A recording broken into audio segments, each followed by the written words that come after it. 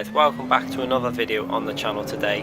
Today we're on the PC version driving the Nissan Gtr Gt3 race car around Silverstone.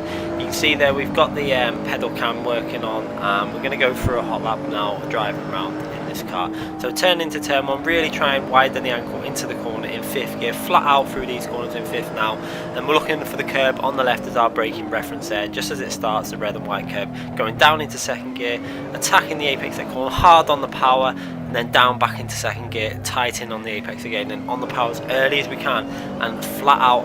Now don't lift on the throttle at all. We're running traction control on level 5, that's so we can get on the power nice and early in this car, and we're running the ABS on level 3. Now we're going to look for the braking zone, which is going to be just before that left hand turn sign, going down into 3rd gear, then just hover the throttle slightly until you feel the grip there, and hard on the power, then back down to 2nd gear and stay nice and tight in on the apex of this corner, and then into 3rd gear as we power our way onto the old start straight.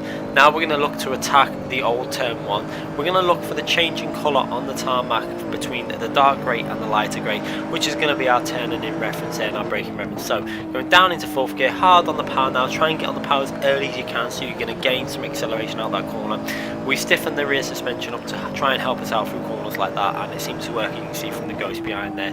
Going down into 5th gear through that corner, and then 4th gear as we approach this corner. You want to try and get the car over to the left as much as you can before you put in the power on. This gives us more speed coming out of this corner there. You can see, try not to go down to 3rd gear because you will lose a lot of acceleration coming out of that corner and down this straight. It's really important to try and stay in 4th gear there. Looking again now to brake just before the curb on the left, going down into 4th gear. We slightly missed the braking point and didn't get the car into the apex as well as I would have liked, and we ran a little bit wide and we lose a little bit of traction on that really slippery AstroTurf there. Maybe lost half a tenth, not much at all. Going down into 2nd gear, attack that apex there, and then into 3rd gear as soon as you can to try and build the power up. Now flat out now you can pretty much floor it now as we're running the traction control on a quite strong setting. So going over the line, and it's a 2 minutes 0.9. There was potential to maybe hit a low 2 minutes or a 2 minutes 0.5, but I didn't spend too long hot lapping. The gear ratios are there which we ran. We didn't alter too much. It was basically just getting it so we could hit nice rev points on the corners, and running the pressures on 18. That is pretty much the best pressures I could come with the soft tyres, mainly because if you went lower they were overheating, and higher they were building up too much pressure, and they just weren't performing well. So traction control, you can see there level 5, ABS level 3, aero on 5 on the rear. If you want to run more you can, but it will give you a bit of understeer, just bear that in mind. That's why I'm running the traction control on level 5. It's not the strongest setting obviously, and you can see there camber angles, because we don't have any front aero to work with. We've had to go with a strong front camber and quite a bit of toe on the front there, minus toe, and the rear cambers are very low to try and just give us that front end that we really want. Up to bump as well, we've upped the bumps the bumps on the front, you can see there. Slightly low on the rear, but we've upped the bumps. You can see there on the rebounds we've lowered them down so we don't get so much understeer mid corner, and it just gives a bit more grip through the corners. Quite high on the rear rebounds, that's just to stop the rear end from going a bit loose through some of the fast corners at the end of the lap. With regards to the drivetrain, we actually put that on 20% because we run the traction control on level 5. It meant we could actually put the differential on 20% to try and give us a little bit more turning and powering out them corners, so we can get on the power a little bit earlier and use that little bit of power to kind of get us through the corners a bit better. Just bear in mind, if you want to lower that you can lower that down. Just bear in mind you're going to get a little bit of understeer if you do that. As with brake bias, you can run 73% if you're finding that 72 is kicking the rear out slightly, but again it might not get the car into the corners as well as what you would like.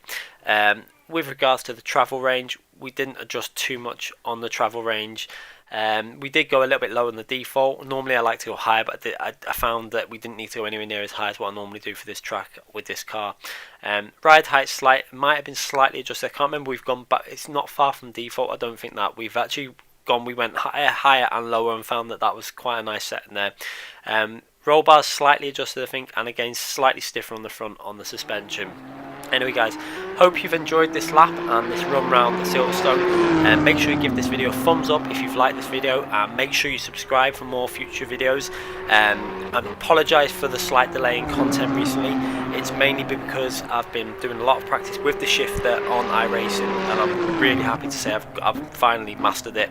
and we've knocked quite a bit of time off our lap time. So that's what I've been doing, just to let you guys know, and hopefully I'll have some good content coming from iRacing also. And we can also use the shift there to start using some videos for Assetto Corsa and maybe some Project Cars videos as well. Obviously with the release of Project Cars 2 coming up in about 4 or 5 months, I want to start getting back into the Project Cars slate, so we might do the odd video on Project Cars as well.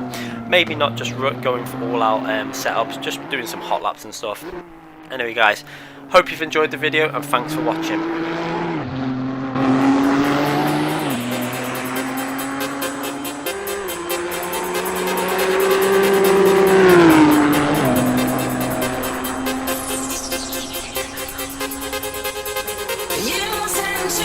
You